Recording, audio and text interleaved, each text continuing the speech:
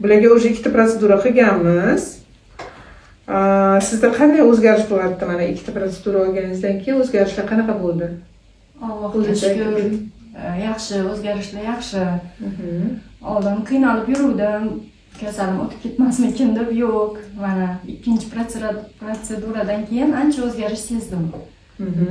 Sizda nima edi? Sidik, usholmaslik. Yoshlari 51da. Ular 3ta tug'ilganlar.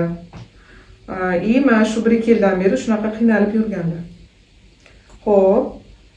Shu yana qanaqa o'zgarish sezasiz?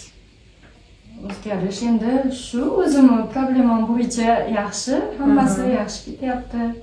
Sizga katta rahmat. Birinchi siz Instagramda ko'rganimda qo'rquvdim. Seriozdan ayol bo'lsa kerak deb. Yo'q, opamdek siz bilan gaplashaman, maslahat